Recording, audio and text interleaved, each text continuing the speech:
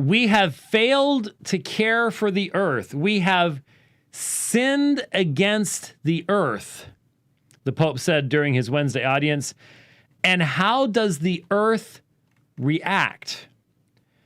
There is a Spanish saying that is very clear about this. It goes, God always forgives. We humans sometimes forgive and sometimes not. The earth never forgives, he warned, departing from his prepared text. The earth does not, listen to this, the earth does not forgive. If we have despoiled the earth, its response will be very ugly. The pontiff has declared that the Wuhan coronavirus is nature's response to humanity's failure to address the catastrophes wrought by human-induced climate change. Really? You're sure about that? Asked earlier this month whether the COVID-19 pandemic is an opportunity for an ecological conversion, the pontiff reasserted his conviction that humanity has provoked nature by not responding adequately to the climate crisis. That's paganism, folks. I mean, okay, buy into all the climate science alarmism you want. Buy into AOCs. We've got, well, it'll be 11 years now, and then it's all over. And, of course, you can go back every single generation going back to the 70s has had the same thing. You know, we'll never make it to the 80s. We'll never make it to the 90s. We'll never make it past 2000. Billions dead. All this type of stuff, all in an effort to push stuff one particular direction. Okay. But a lot of this stuff becomes pagan. And what I mean is you've got Mother Earth, you've got Gaia. You have this personification of nature itself to where this planet becomes a female deity. And the Pope's talking about the earth not forgiving, and the response will be very ugly. Now, that's not scientific thinking. Now, a lot of this stuff isn't scientific thinking. A lot of this stuff is modeling. And folks, have we not learned over the past couple of months that modeling doesn't work all that well when you don't have good data to put into the model in the first place?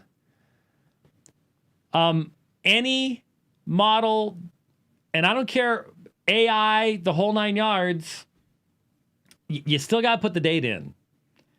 And if you got bad data, you can do, there's two ways you can mess it with it. You can have bad data, and then you can create the model to manipulate the data. And we have now seen exactly how that works with COVID-19. And we had seen it already. Why did we trust this stuff? Because we'd already seen these models predicting that we would have oceans. Well, remember a guy named Al Gore? Remember a guy getting a Nobel Peace Prize, I think? Did he not get a Nobel? Didn't he get a Nobel Prize for that? He did a movie. Didn't Gore get some? If he didn't get a Nobel Prize, he got some big prize for calling us all out and basically telling us that there would be no ice left on planet Earth by, I don't know, sometime 10 years ago. What? What, a Nobel Prize? Yep, climate change. There you go. Yeah. And, you know, you go back and you look at his movie, and all the stuff that he said hasn't happened. We're well past the days when there was to be no ice left on Earth, and yet there's record ice at the South Pole. And yeah. It did make for a really cool movie, yeah. So this model stuff, you can make models do almost anything you want models to do. That's the problem. And this Pope is totally sold out, completely sold out to all of the leftist Marxist stuff. If it's out there, Pope Francis believes it. And he's promoting it within a theological context. Forgive the earth, forgiving. We are sinning. I mean, I know a lot of Roman Catholics that are just cringing every time he starts speaking because he is such a leftist and he expresses his leftism in theological categories. You can't get around it. And so another article, and it came out yesterday. This is on cnsnews.com. Michael W. Chapman. There are numerous Roman Catholic leaders who are still very concerned about the last year's signing with the Muslims of the document that specifically, and we talked about it at the time, specifically says that diversity of religions is willed by God. This is, if please, to my Roman Catholic friends, can we not agree that Innocent III and Pope Francis, he's not Francis I till he dies, but that Innocent III and Francis are not on the same page on foundational issues of definition? I mean, and I'm not even talking about the simple statements where he says, homosexuality, who am I to judge? Atheists going to heaven because they baptize their children. Because I know what your answer to that is. Your answer is, well, those weren't official pronouncements. But you know in your heart of hearts that represents what he believes. And that's the filter that he is running in choosing new cardinals. And in choosing people that sit on the Papal Biblical Institute and everything else. You cannot simply...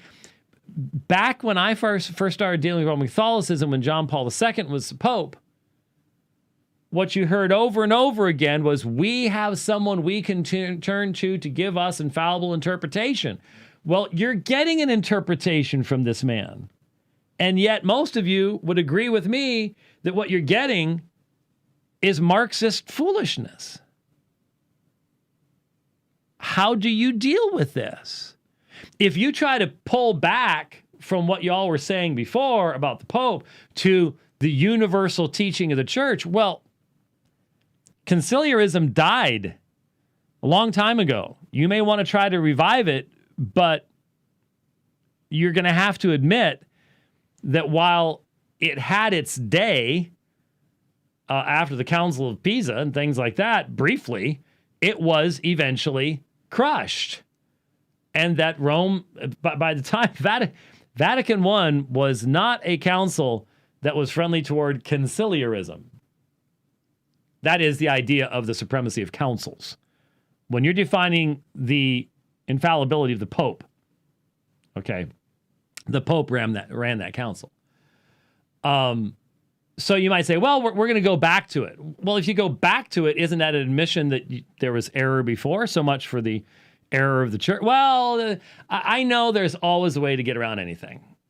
But right now, guys, honestly, your church is being led by a Marxist heretic. And that Marxist and heretical from your own side. I mean, I think all popes are heretics, obviously. When you let yourself be called by the names of the Trinity, I consider you a heretic. But from your own side, from your own definitions, the guy is heretical.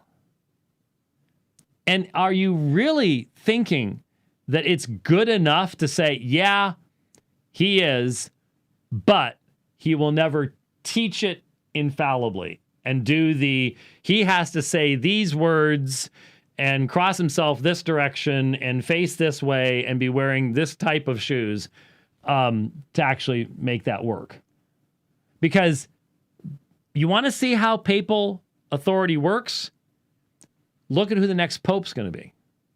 Who decides the next pope? The cardinals. Who's stacking the deck amongst the cardinals? This guy.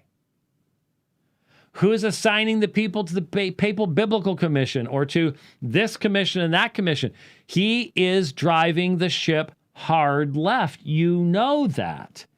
and it will have an extended impact upon where the Roman Catholic Church goes. I don't know how long Francis is going to be in the pontificate. He's getting older, and he does not have to stay there. His predecessor set a new precedent. He could retire. And then what happens? I don't know. Oh, wouldn't that be interesting? Wouldn't it be fascinating if Frankie retires and then you got 3 living popes after they choose the next one? Wow. Would that be absolutely amazing? Amazing.